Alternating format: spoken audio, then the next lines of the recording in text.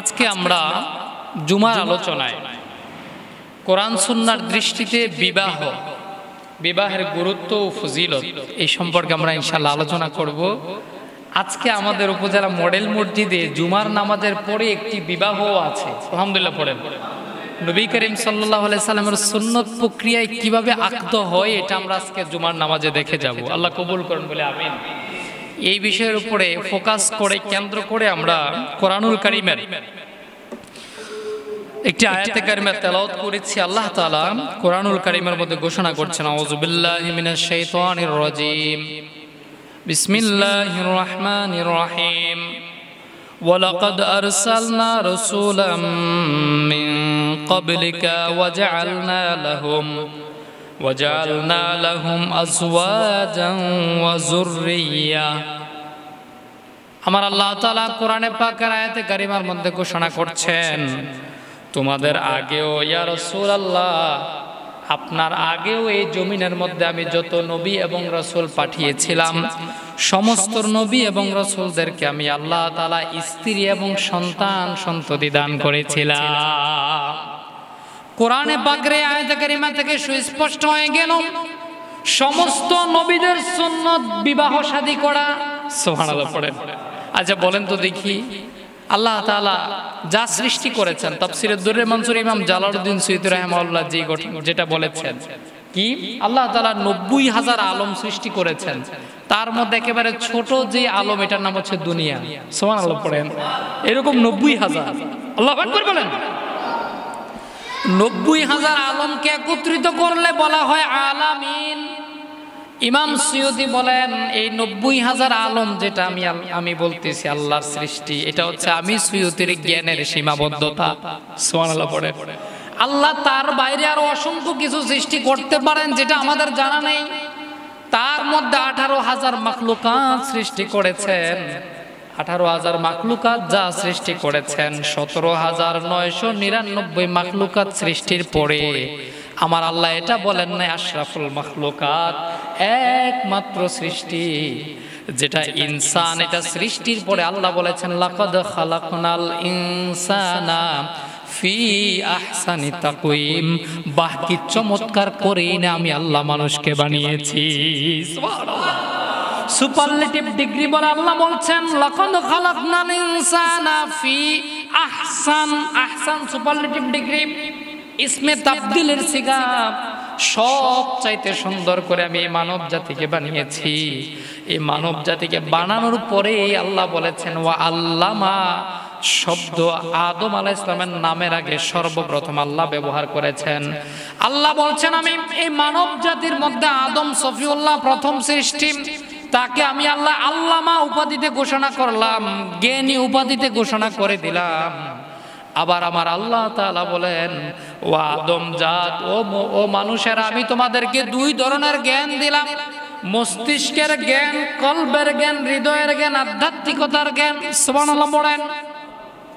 এই সব কিছু দিয়ে আমার আল্লাহ বলেন আমি এই মানব জাতিকে আমার সমস্ত সৃষ্টির উপরে শ্রেষ্ঠত্ব দান করলাম, আশরাফুল মাখলুকাত বানাইলাম। এই আশরাফুল মাখলুকাত মানব জাতি দুনিয়ার মধ্যে বারবার আসতেছে, আদম সফিউল্লাহ থেকে কিয়ামত পর্যন্ত মানব জাতি আসতে থাকবে।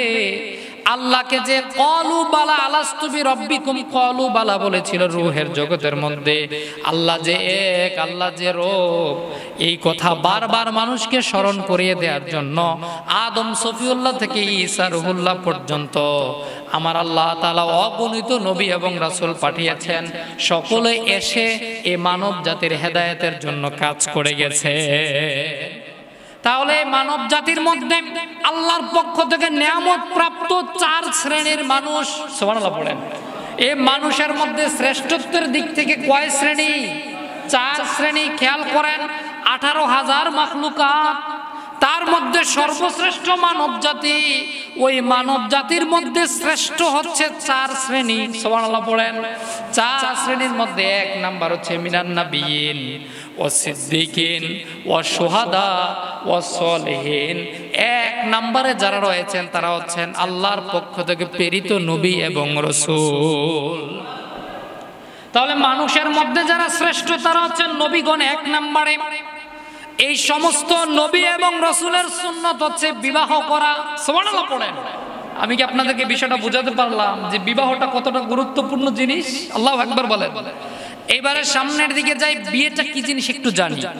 বিয়ে শব্দটা যেটা থেকে আসে আকদুন, আরবি আকদুন, কয় না আকদ হবে, যখন আজকে মসজিদে আকদ হবে, আকদুন আইন কফ দাল।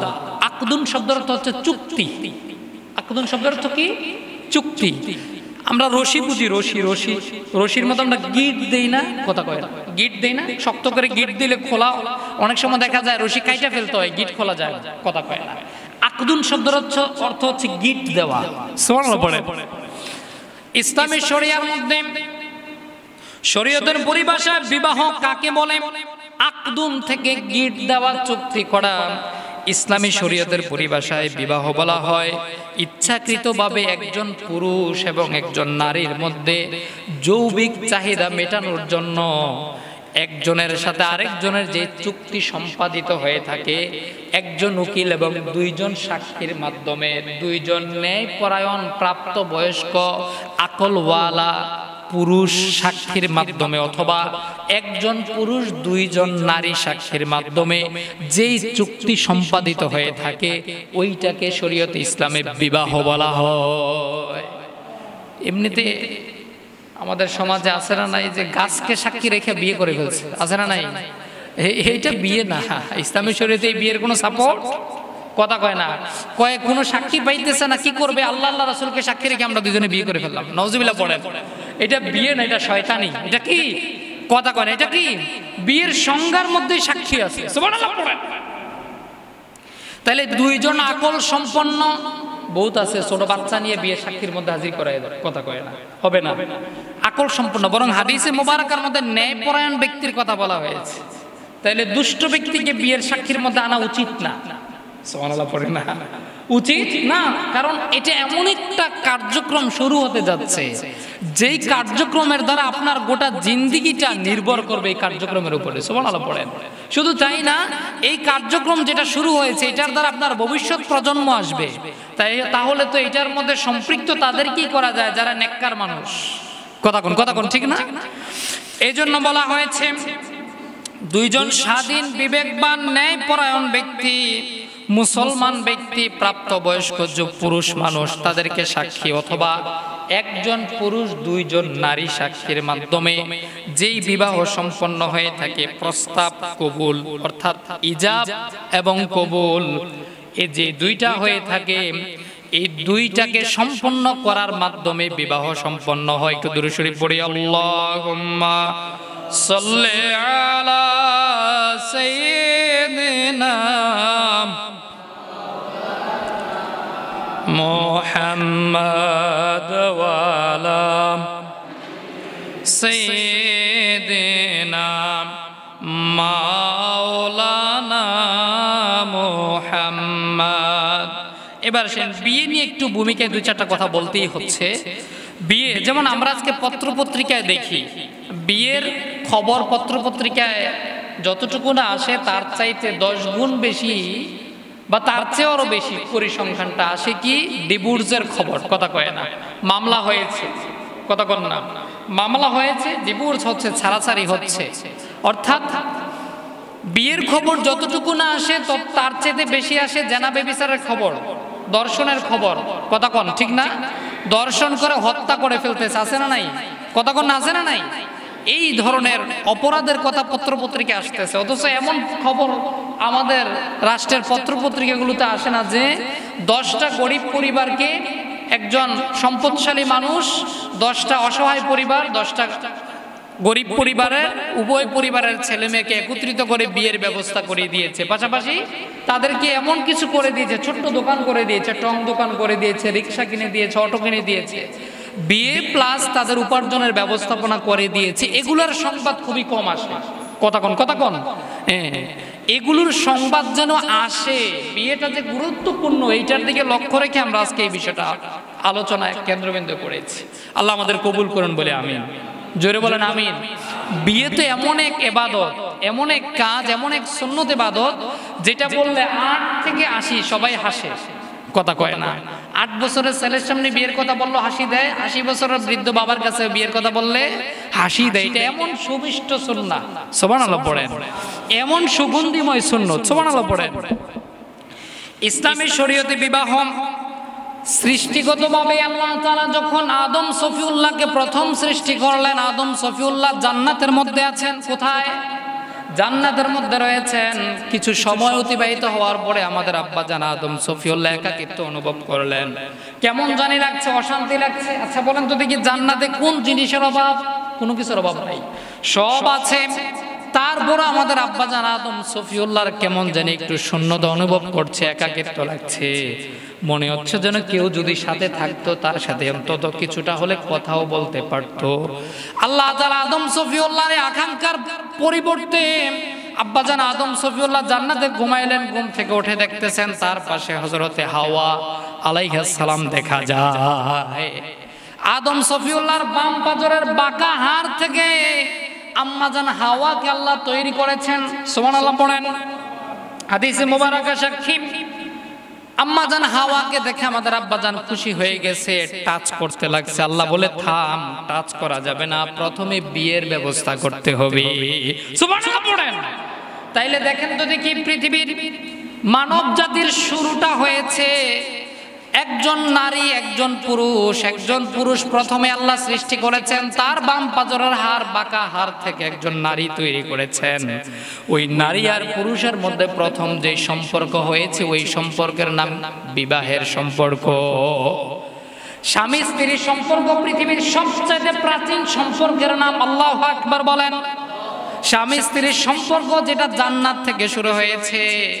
পিতা আর মাতার সম্পর্ক, সন্তানের সাথে বাবার সম্পর্ক কত গভীরের সম্পর্ক, কত ভালোবাসার সম্পর্ক। সন্তানের সাথে মায়ের কত গভীর সম্পর্ক, হৃদয়ের সাথে সম্পর্ক। ভাই বোনের কত কাছের সম্পর্ক। কিন্তু গবেষণা করলে দেখা যায় আল্লাহ তাআলার পক্ষ থেকে জান্নাতি সম্পর্ক একটাই, সেটার নাম হচ্ছে বিবাহ শাদী। স্বামী স্ত্রীর সম্পর্ক জান্নাতি কারবার। সুবহানাল্লাহ পড়েন। জান্নাতের সম্পর্কের নাম স্বামী স্ত্রীর সম্পর্ক। পৃথিবীর প্রথম রিলেটিভ হয়েছে, আত্মীয় হয়েছে, সম্পর্ক হয়েছে স্বামী স্ত্রীর সম্পর্ক হিসাবে। পৃথিবীর প্রথম অনুষ্ঠান হয়েছে জান্নাতের মধ্যে বিবাহের অনুষ্ঠান। সুবহানাল্লাহ পড়েন। আদম সফিউল্লাহ আম্মাজান হাওয়া বিবাহ হইল। মোহরানা কি হবে? তাফসিরে রুহুল বায়ান শরীফ খোলেন, সেখানে মুসান্নিফ আলাইহির রহমা হাদিস বর্ণনা করছেন তাফসীরের কিতাবের মধ্যে। আব্বাজান আদম এবং আম্মাজান হাওয়া দুইজনের মোহরানা ছিল আমাদের প্রিয় নবীর উপরে 20 বার দুরূদ শরীফ পাঠ করা। 20 বার দুরূদ শরীফের মাধ্যমে বৈধ স্বামী স্ত্রী হয়ে গেলেন, মোহরানা আদায় হয়ে গেল, বসবাস শুরু করলেন। আবার আল্লাহর হুকুমে দুনিয়ায় আসলেন, দুনিয়ার জিন্দেগি শুরু করলেন। এই বিবাহ শাদী তেলে শুরু হয়েছে জান্নাত থেকে। পৃথিবীর প্রথম সম্পর্ক, পৃথিবীর সবচেয়ে প্রাচীন সম্পর্ক, পৃথিবীর প্রথম সম্পর্ক, প্রাচীন সম্পর্ক যেটা নিয়ে জান্নাত থেকে মানব জাতি দুনিয়ার মধ্যে এসেছে, সেটা হচ্ছে স্বামী স্ত্রীর সম্পর্ক। সুবহানাল্লাহ পড়েন। আর একটু সামনের দিকে যাই। বিয়ে, এই যে বিয়ে শাদী, এটা বোঝা গেল মানব জাতির একেবারে শুরু থেকে এটা শুরু হয়েছে। তাইলে এটাকে কোনোভাবে স্কিপ করার সুযোগ নাই। নারী পুরুষের মধ্যে বিবাহ সম্পন্ন হওয়া। আজকে সমাজের মধ্যে এই বিয়ে নিয়ে অলসতা, গরিমসি আছে না নাই? কথা কন্যা আছে না নাই? আমার নবীজি 1500 বছর আগে নুরানি জবানে ঘোষণা করেছেন, এমন এক জমানা আসবে আমার উম্মতের জন্য বিয়ে শাদী কঠিন হয়ে যাবে, জেনাবে বিচার সহজ হয়ে যাবে। নাউজুবিল্লাহ পড়েন। এখন কি বিয়ে শাদী কঠিন হইছে না? কথা কয় না। কঠিন হইছে কি না? কঠিন। জেনাবে বিচার তো একেবারে, আর কি বলবো এটাকে, এটা একেবারে বাজারে মাছ বিক্রির মতো। কথা কয় না, কথা কয় না, বাজারে আলু কেনার মতো হয়ে গেছে। আল্লাহ আমাদের হেদায়েত করুন বলে আমিন। পাশাপাশি আজকে উম্মতে মুহাম্মদের মধ্যে কওমে লূতের অবস্থান দেখা দিয়েছে। কি দেখা দিয়েছে? সমকামিতা। কথা কয় না, কথা কয় না, আছে না নাই? এগুলোও দেখা দিয়েছে। মনে রাখবেন আল্লাহ তাআলা কওমে লূত, এই যে ডেথ সে, মৃত সাগর যেটা রয়েছে, সেখানে কওমে লূতকে আল্লাহ উল্টিয়ে দিয়েছেন এবং ওই সাগরকে মৃত সাগর, ডেথ সে। এখানে পানির মধ্যে মানুষ ডুবে না, আল্লাহ নিদর্শন রেখে দিয়েছে যে এখনো যদি আবারও যদি উল্টাপাল্টা করিস আমি আল্লাহ আবার উল্টাই দেব। কথা কন, কথা কন। সতর্ক হওয়ার দরকার আছে না নাই? এত বড় গহীর কাজ, যেটার জন্য একটা জাতিকে টোটাল আল্লাহ মাটির নিচে ধামাচাপা দিয়ে দিয়েছে। আজকে আমাদের গোটা পৃথিবীর মধ্যে এটা দিন দিন কমছে না বাড়ছে? আপনি কল্পনা করতে পারবেন না শহরাঞ্চলের মধ্যে এটা কোন লেভেলে বেড়েছে, আপনি চিন্তা করতে পারবেন না। এই জন্য আমাদের পিতামাতা যারা আমরা হয়েছি, গার্ডিয়ান, বাবা হয়েছি, দাদা হয়েছি, ভাই হয়েছি, সতর্ক হওয়া দরকার। উঠতি বয়সের ছেলেদের ক্ষেত্রে, মেয়েদের ক্ষেত্রে খুব সজাগ দৃষ্টি রাখা দরকার। আল্লাহ তৌফিক দান করুন, বলে আমিন। আল্লাহুম্মা সাল্লি আলা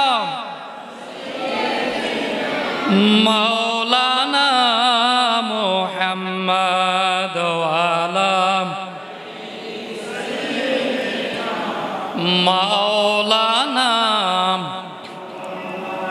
এই বিয়ের উপরে মানব জাতির পৃথিবীর মধ্যে বেঁচে থাকা নির্ভর করে, বংশ বিস্তার নির্ভর করে। বিয়েটাকে ইসলামী শরীয়তের মধ্যে একেবারে সহজ করা হয়েছে। আমরা সামনের দিকে যাই। কোরআনে পাকে আল্লাহ ঘোষণা করেছেন, ওয়ালাকাদ আরসালনা রাসূলাম মিন ক্বাবলিকা ওয়াজআলনা লাহুম আজওয়াজান ওয়া যুররিয়া। আমার আল্লাহ তাআলা পূর্ববর্তী সমস্ত নবী এবং রাসূলদেরকে আল্লাহ বলছেন, আমি তাদেরকে স্ত্রীও দান করেছি এবং সন্তান সন্ততিও দান করেছিলাম। তাহলে সমস্ত নবী এবং রাসূলের সুন্নাত হচ্ছে বিয়ে শাদী করা। আর একটু সামনের দিকে যে আমার আল্লাহ তাআলা কোরআনে পাকের মধ্যে সূরা রুমের 21 নম্বর আয়াতে আল্লাহ ঘোষণা করছেন, আউযু বিল্লাহি মিনাশ শাইতানির রাজিম, ওয়া মিন আয়াতিহি আন খালাকা লাকুম মিন আনফুসিকুম আজওয়াজান লিতাসকুনু ইলা আখিরিল আয়া। আমার আল্লাহ তাআলা ঘোষণা করছেন, আর আল্লাহ তাআলার নিদর্শনাবলীর মধ্যে এটিও একটি নিদর্শন যে তিনি তোমাদের মধ্য থেকেই তোমাদের স্ত্রীদেরকে সৃষ্টি করেছেন, যাতে করে তোমরা তার কাছে গিয়ে প্রশান্তি লাভ করতে পারো। তাহলে আল্লাহ বলছেন, আল্লাহর বড় নিদর্শন আপনার স্ত্রী। আল্লাহ তাআলা আপনাকে তার থেকে, আপনার থেকে তাকে সৃষ্টি করেছেন। কেমন করে সৃষ্টি করেছেন? আল্লাহ বলছেন, লিতাসকুনু, যাতে করে তোমরা তার কাছে গেলে প্রশান্তি অনুভব করতে পারো। সুবহানাল্লাহ পড়ে। পুরুষ মানুষরা সকালে বের হয় ফজরে, সারাদিন ঘুরে কর্মজীবন ব্যস্ত সময় পরিশ্রম করে যখন আপন স্ত্রীর কাছে ঘরে আসে, সন্ধ্যাকালীন সময়ে স্ত্রীর কাছে যখন রাত্রিকালীন সময় অবস্থান করে, আমার আল্লাহ তাআলা সারা দিনের পরিশ্রম আপন পবিত্র স্ত্রীর কাছে আসার কারণে তাকে মুহূর্তেই প্রশান্তিতে পরিবর্তন করে দেয়। এই জন্য মানব জাতির সাথে বিবাহ ওতপ্রোতভাবে জড়িত। যেহেতু প্রথম আব্বাজান আদম সফিউল্লাহ একা থাকতে পারেন, কথা কোন একা থাকতে পারেন নাই, স্ত্রীর প্রয়োজন হয়েছে। গোটা পৃথিবীর মধ্যে কিয়ামত পর্যন্ত যত পুরুষ আসবে, প্রত্যেক পবিত্র পুরুষের জন্য আল্লাহর দরবারে পবিত্র অবস্থায় হাজির হওয়ার জন্য অন্যতম গুরুত্বপূর্ণ কাজ হচ্ছে বিয়ে শাদী করা। সুবহানাল্লাহ। সামনের দিকে যাই আর একটু আমরা আলোচনা শুনি কোরআন থেকে। কোরআনে পাকের মধ্যে আরো আল্লাহ ইরশাদ করছেন, সূরা আরাফের মধ্যে 189 নম্বর আয়াত আমার আল্লাহ বলেন, হুয়াল্লাযী খালাকাকুম মিন নাফসিন ওয়াহিদা ওয়া জাআলা মিনহা যাওজাহা লিয়াসকুনা ইলাইহা। আমার আল্লাহ তাআলা সূরা আরাফের মধ্যে ঘোষণা করছেন, তিনি তোমাদের এক ব্যক্তি থেকে সৃষ্টি করেছেন, অর্থাৎ আদম সফিউল্লাহ থেকে কিয়ামত পর্যন্ত যত মানুষ আসবে সমস্ত মানুষকে আমার আল্লাহ তাআলা আদম সফিউল্লাহর পৃষ্ঠদেশ থেকে বের করেছেন। সুবহানাল্লাহ। সকলে বনি আদম, আদম আলাইহিস সালামের সন্তান। তারপরে আমার আল্লাহ বলেন, এবং তার থেকে তার স্ত্রীকে সৃষ্টি করেছেন যাতে সে তার নিকট প্রশান্তি লাভ করতে পারে। তাহলে কোরআনে পাকের মধ্যে একাধিক জায়গায় পেয়ে গেলাম কি, স্ত্রীর, আপনার স্ত্রীর মাধ্যমে আল্লাহ তাআলা আপনাকে দুনিয়ায় প্রশান্তি দিতে চায়। সুবহানাল্লাহ পড়েন। আগের আয়াতে কারিমা সূরা রুমের 21 নম্বর আয়াতের মধ্যে আমার আল্লাহ সামনে আরো কিছু বলেছেন কি, ওয়াজআলা বাইনাকুম মাওয়াদ্দাতান ওয়া রাহমা। বিবাহের মাধ্যমে আমার আল্লাহ তাআলা নারী আর পুরুষের মধ্যে মাওয়াদ্দাত মানে হৃদয় নিংড়ানো ভালোবাসা। সুবহানাল্লাহ পড়েন। স্বামী স্ত্রীর বিবাহের বয়স 1 বছর, 2 বছর, 3 বছর, 5 বছর, 10 বছর, 30 বছর, বৃদ্ধ হয়ে গেছে, তারপরও একজনকে ছাড়া আরেকজন চলতে পারে না, আছে না নাই? যত দিন যায় স্বামী স্ত্রীর সম্পর্ক তত কি হয়? গভীর হয়। কথা কনা, যত দিন যায় তত গভীর হয়, বরং বার্ধক্য অবস্থায় কয় বুড়া বুড়িরে ছাড়া থাকতে পারে না, আছে না নাই? আছে না নাই? কথা কন, এটাকে বাস্তব কিনা? বরং বৃদ্ধ বয়সে আরো ভালোবাসা বেড়ে যায়, সুবহানাল্লাহ পড়েন। তখন একজন আরেকজনের সহায় হয়, একজন আরেকজনের প্রতি সহানুভূতি। আল্লাহ বলে দিয়েছেন মাওয়াদ্দাত, হৃদয় নিংড়ানো ভালোবাসা। আরেকটা শব্দ আল্লাহ বলেছেন ওয়া রাহমা, একজনের প্রতি একজনের দয়া, সুবহানাল্লাহ পড়েন। তাহলে বিয়ের মাধ্যমে একজন নারী আর পুরুষের মধ্যে আল্লাহর কোরআন বলছে মাওয়াদ্দাত, হৃদয় নিংড়ানো ভালোবাসা তৈরি হয়, ওয়া রাহমা, পাশাপাশি একজনের প্রতি একজনের দয়া তৈরি হয়। যদি দেখেন এই দুইটা ছাড়া অন্য কিছু হচ্ছে মানে গুশি, কথা কয় না, মানে কি কথা বলার আগে লাথি দেয়, আছে না এরকম কুপুরুষ? সুপুরুষ না, এগুলো কুপুরুষ। এগুলো কি নবীজি বলেছেন হাদিসে মুবারাকায়, কোন সুপুরুষ কখনোই তার স্ত্রীকে প্রহার করতে পারে না। তাহলে সুপুরুষের আলামত স্ত্রীকে মারা না, বরং স্ত্রীকে লাভ করা ভালোবাসা, হৃদয়ের নিংড়ানো ভালোবাসা দেওয়া সুপুরুষের আলামত, সুবহানাল্লাহ পড়েন। স্ত্রীর প্রতি দয়া করা সুপুরুষের আলামত, কোরআন বলছে, সুবহানাল্লাহ পড়েন। তাহলে যদি দেখেন ঝগড়া বিবাদ হচ্ছে, তাহলে বোঝা গেল বৈবাহিক সম্পর্ক শরীয়তে ইসলামে যেমন রেখেছে আমাদের মধ্যে তেমন নাই, এই জন্য এই পরিস্থিতি। আল্লাহ আমাদের সবাইকে হেদায়েত করুন বলে আমিন। শুধু কোরআন থেকে কথা বললে আরো লম্বা সময় কথা বলতে হবে, আমরা একটু হাদিসের দিকে যাই, না হলে আবার হাদিসগুলো ছুটে যাবে। আল্লাহ তৌফিক দান করুন বলে আমিন। জোরে বলেন আমিন। এবার আসেন বিবাহের গুরুত্ব সম্পর্কে আমরা হাদিস শুনি।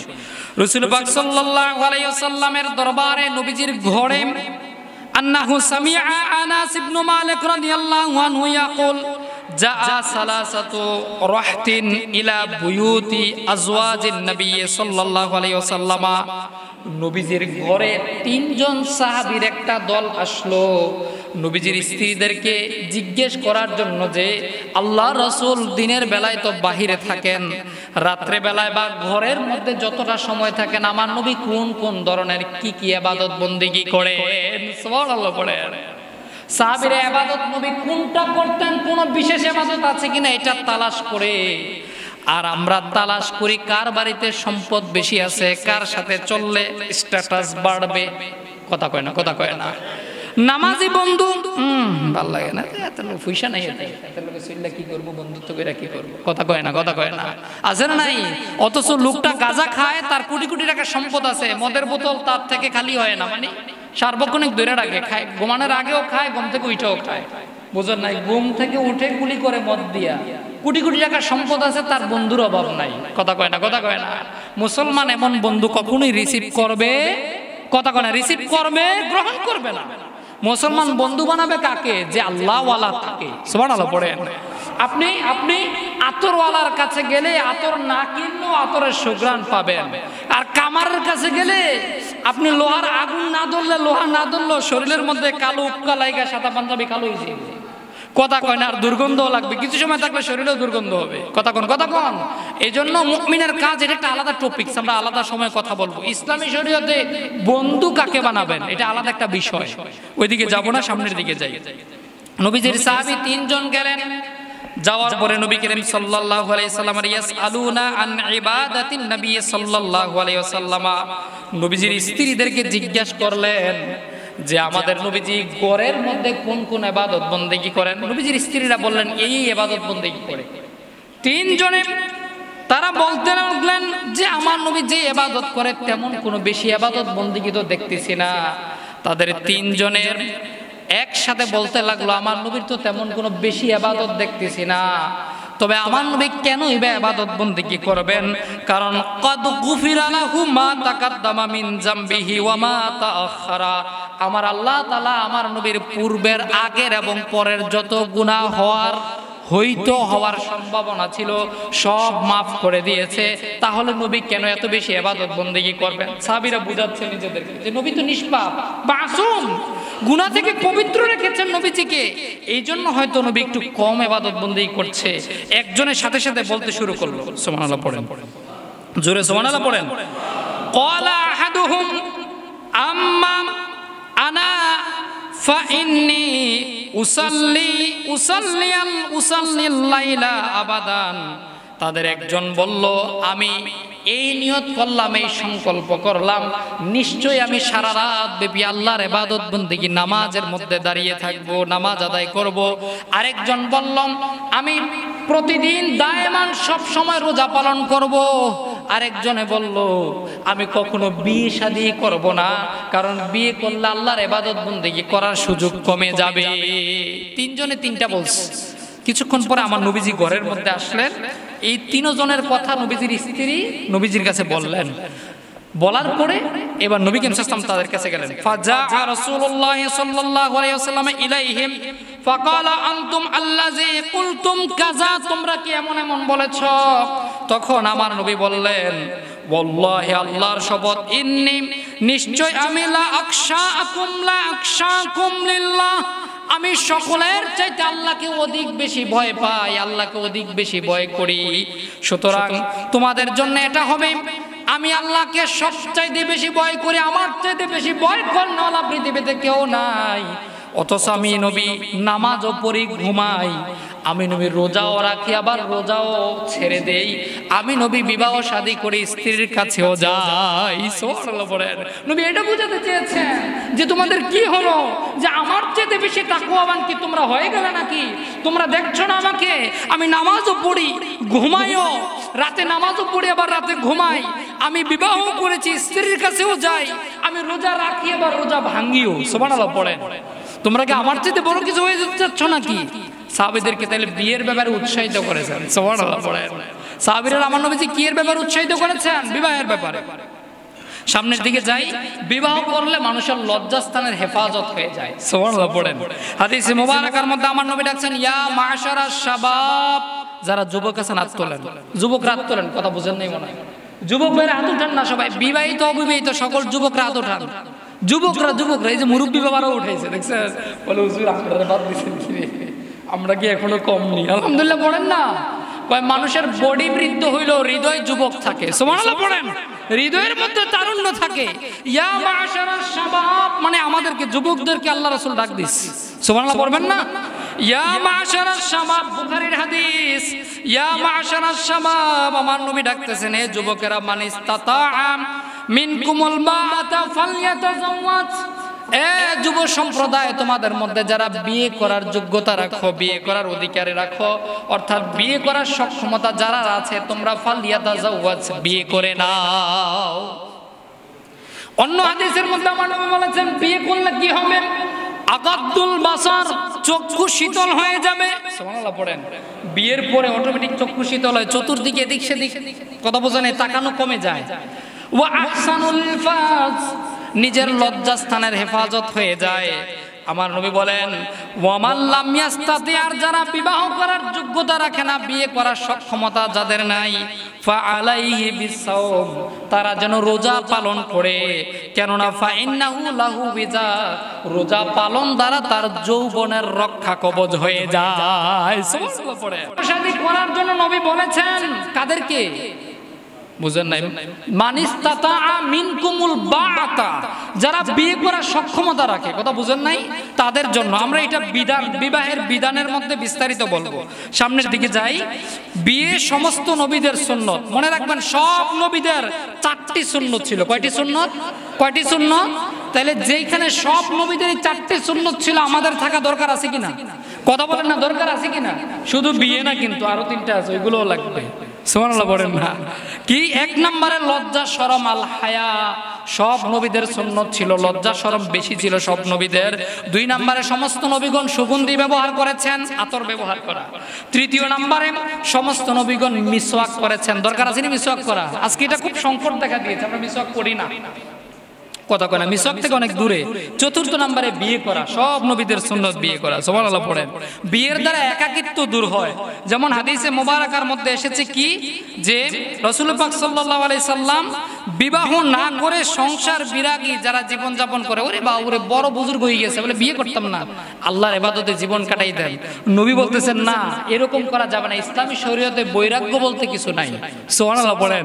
তাই ইসলামী শরীয়ত প্রকৃত মুসলমান হইতে হলে বিয়ে শাদী করতে হবে। সন্তান সন্ততি পরিবার নিয়ে থাইকা যতটুকু করবেন, অতটুকু আল্লাহ আপনাকে জান্নাতের জন্য উপযুক্ত করে দিবে। সুবহানাল্লাহ পড়েন। আপনি আমি আল্লাহর চাইতে একটু বেশি বুঝতে জন্য না যাই, কাবিলগিরির জন্য না করি। কথা বুঝেন নাই? আছে না নাই সমাজে এরকম কথা কয় না? আছে না নাই? আর একটু সামনের দিকে যাই আসেন। তাইলে আমরা বিয়ে সংক্রান্ত বিষয়ে কিছু কথা শুনলাম। এবার আসেন বিয়ের বিধানটা বলে ফেলি, আমাদের সময় অলরেডি চলে গেছে। বিয়ের ফজিলত নিয়ে এখনো অনেক কথা বাকি রয়েছে, ওইটা না যে আমরা বিয়ের বিধানটা কথা বলি। আমাদেরকে যুব সমাজ জিজ্ঞেস করে, যুবক ভাইরা, হুজুর বিয়ে কার জন্য ফরজ? কথা বুঝেন নাই? জিজ্ঞেস করে না? বিয়ে সকলের জন্য আমভাবে ফরজ নয়। ভালো কথা শোনেন, ভালো করে লক্ষ্য করেন। বিয়ে আমভাবে সকলের জন্য একই রকম হুকুম নয়। শোনেন, বিয়ের কয়েকটি প্রকার, যেমন বিয়ে ফরজ, বিয়ে ওয়াজিব, বিয়ে সুন্নতে মুআক্কাদা, বিয়ে মুবাহ, তারপরে বিয়ে হারাম, বিয়ে মাকরুহে তাহরিমি। কয়টা পাইলাম? অলরেডি 6 প্রকার। সুবহানাল্লাহ পড়েন না? 1 নম্বরে বিয়ে ফরজ। কেউ যদি বিয়ে না করলে জানা ব্যভিচারের মধ্যে লিপ্ত হয়ে যাবে এবং তার স্ত্রীর ভরণ পোষণের সক্ষমতা আছে, বিয়ে না করলে নিশ্চিতভাবে হারাম কাজে লিপ্ত হয়ে যাবে, তখন তার জন্য বিয়ে করা শরীয়তে ইসলামে ফরজ। মানে কি? শারীরিক এবং অর্থনৈতিক 2 ক্যাপাসিটি আপনার মাঝে আছে এবং আপনি বিয়ে না করলে গুনাহের মধ্যে লিপ্ত হয়ে যাবেন, তখন বিয়ে করা ফরজ। 2, বিয়ে কখন ওয়াজিব? যদি বিয়ে না করলে গুনাহের কাজে লিপ্ত হয়ে যাবেন, কিন্তু গুনাহের কাজে যে লিপ্ত হবেন এটা একেবারে নিশ্চিত না, একটা আশঙ্কা আছে। বুঝেন নাই? কারো জন্য গুনাহের কাজে লিপ্ত হবেন, নিজের উপর কন্ট্রোল নাই, হয়েই যাইব, তখন বিয়ে ফরজ। শারীরিক এবং অর্থনৈতিক সক্ষমতা 2টা একত্রিত হইলে। 2, বিয়ে ওয়াজিব, 2টা একত্রিত হয়েছে, শারীরিক সক্ষমতাও আছে, অর্থনৈতিক সক্ষমতাও আছে, পাশাপাশি গুনাহের কাজে লিপ্ত হওয়ার ব্যাপারে আশঙ্কা আছে, নিশ্চিত না, ভালো থাকতে পারে আবার গুনাহের কাজেও লিপ্ত হয়ে যেতে পারে, আশঙ্কা, তখন বিয়ে করা ওয়াজিব। সুবহানাল্লাহ পড়েন।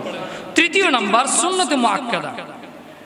বিয়ের প্রতি আকর্ষণ আছে, তবে ব্যভিচারে লিপ্ত হওয়ার আশঙ্কা নাই, গুনাহ করার সম্ভাবনা নাই।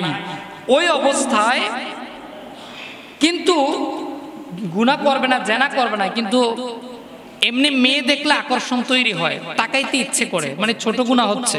কথা বুঝেন নাই? এমনি দেখতে ইচ্ছে করছে বা মনে মনে খারাপ চিন্তা হয়, ছোট্ট ছোট্ট গুনার দিকে আকর্ষণ তৈরি হয়, তখন বিয়ে করা সুন্নতে মুআক্কাদা। কথা বুঝতেছেন?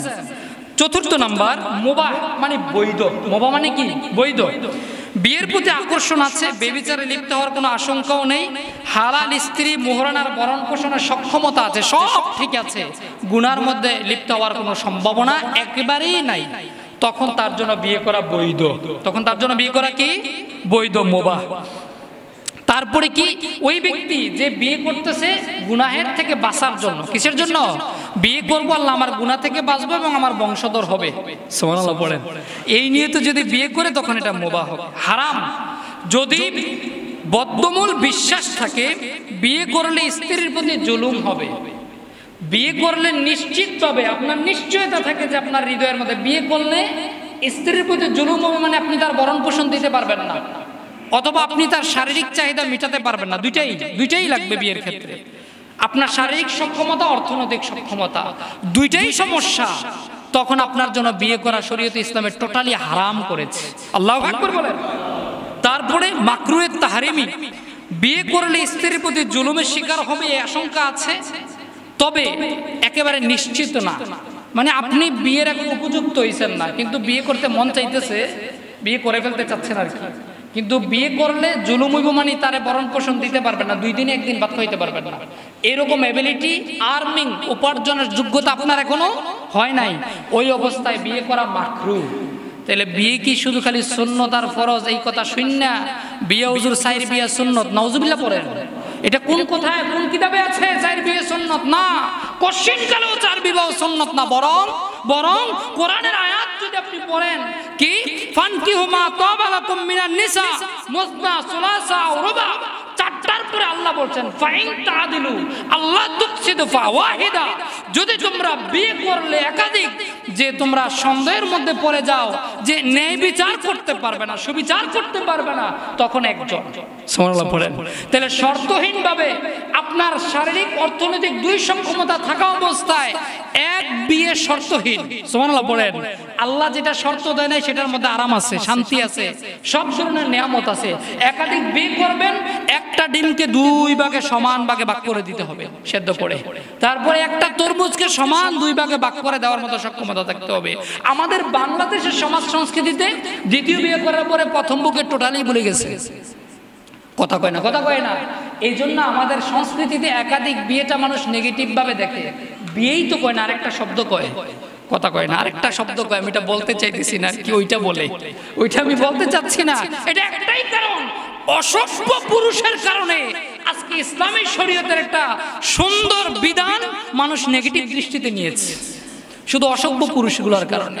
যার চার বিয়ে করার যোগ্যতা আছে, আপনি একাধিক বিয়ে করবেন, আলাদা আলাদা বাড়ি, আলাদা আলাদা ফ্ল্যাট করে দিবেন, প্রত্যেকের জন্য কাজের লোকের ব্যবস্থা করে দিবেন, ভরণ পোষণের ব্যবস্থা করে দিবেন। এই সক্ষমতা যদি থাকে অবশ্যই আপনি একাধিক বিয়ে করতে পারেন, এটা জায়েজ, এটা সুন্নত নয়, কশিনকালেও না। কথা বুঝতেছেন? চার বিয়ে কশিনকালেও সুন্নত নয়, বরং জায়েজ। জায়েজ আর সুন্নত এক কথা হইল না, কথা কোন এক কথা হইল না বাবা। আল্লাহ আমাদের বোঝার আমল করার তৌফিক দান করুন বলে আমিন। জোরে বলেন আমিন। বিয়ে করার পরে অবশ্যই স্ত্রীর সমস্ত ভরণ পোষণের দায়িত্ব আপনাকে নিতে হবে, তার সমস্ত ধরনের তার ইজ্জত আবরু সবকিছুর দায়িত্ব আপনাকে নিতে হবে। এগুলো নিতে পারলে আপনি তখন বিয়ে করবেন। আপনার স্ত্রী বিয়ে করেছেন, তাকে আপনি পর্দায় রাখতে পারছেন না, আপনি কিভাবে বিয়ে করলেন? আপনার স্ত্রীকে বিয়ে করেছেন, তাকে আপনি ভরণ পোষণের দায়িত্ব নিতে পারছেন না, তাহলে আপনি কেন বিয়ে করেছেন? কথা বুঝেন নাই? এই সমস্ত কিছু আল্লাহ তাআলা আমাদেরকে বোঝার আমল করার তৌফিক দান করুন বলে আমিন। জোরে বলেন আমিন, মুহাব্বতের আওয়াজে বলেন আমিন। এইবার আসেন, এই বিয়ে শাদীকে কেন্দ্র করে আমাদের দেশে প্রচলিত অনেক অপসংস্কৃতি আছে। আমি বললাম না এই বিষয়টা কথা বলতে কয়েক জমা প্রয়োজন, কিন্তু আমাদের হাতে সময় কম, আমরা নতুন নতুন বিষয় আলোচনা করব। বিয়ে শাদীর মধ্যে অপসংস্কৃতির মধ্যে অন্যতম একটা এঙ্গেজমেন্ট, কথা কোন আছে না নাই? দ্বিতীয় দেখা দেখি, এঙ্গেজমেন্ট শরীয়তে ইসলামে এরকম কিছু নাই। দেখা দেখি বিয়ে করবে ছেলে, চাচাতো ভাই, খালতো ভাই, মামাতো ভাই, বন্ধু বান্ধব সব নিয়ে আর বউ দেখতে গেছে। নাউজুবিল্লাহ পড়বেন না? মানে এটা এদের বউ না, এটা ওই আলু দোকানের পাবলিসিটি, চিপসের পাবলিসিটি, প্রোডাক্ট হিসেবে দেশের মানুষকে দেখাচ্ছে। তৃতীয় নম্বরে আসেন, বিয়ে শাদীর মধ্যে বাদ্যযন্ত্র, গান বাজনা, ঢোল তবলা, নাচানাচি আছে না নাই? কথা কোন আছে না নাই? যেই কাজের শুরুটা হারাম দিয়ে হয় ওইটার মধ্যে কোশ্চিন কালো আরাম থাকবে না। ওইটা দেখবেন ডান্স মারছে বিয়ের পরে, বুঝেন নাই? বাচ্চা যেটা দুনিয়ায় আইবো ওইটাও ডান্স মারবো। আপনি কইবেন ডানে যা, এটা যাইব বামে, কারণ আপনি তো ডান্স মারছেন। কথা কয় না, কথা কয় না। গান বাদ্য দিয়ে বিয়ে করবে বেটা, আর সমাজের মধ্যে পরিবারের মধ্যে শান্তি কামনা করবা, কোশ্চিন কালো সম্ভব না। বাবা যান, পানি দ্বারা কি কখনো দই হবে নাকি? এ কথা বলেন, দুধ ছাড়া দই হয়? পানি দিয়ে দই হবে?